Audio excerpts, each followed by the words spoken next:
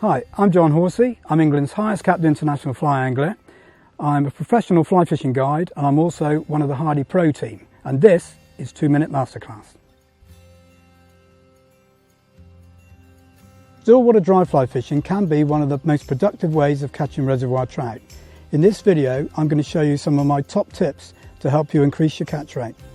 When you're dry fly fishing, there are three key elements to success: accuracy, presentation and speed. If you get all three of those right, then you'll catch plenty of fish.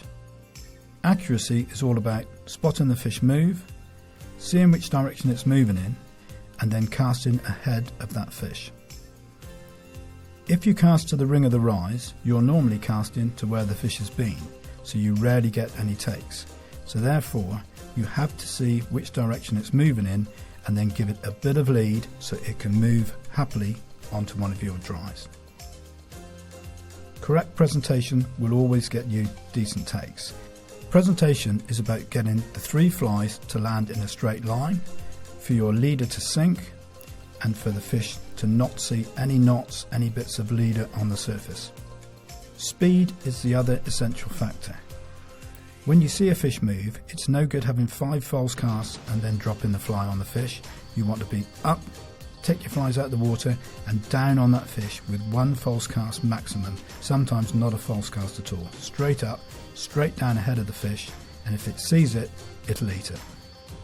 When I'm fishing dries, I always use copolymer as opposed to fluorocarbon. Copolymer is a far more buoyant leader material than fluorocarbon. Fluorocarbon's great for everything else, but when you're using dry flies, it can pull your dry flies under the surface.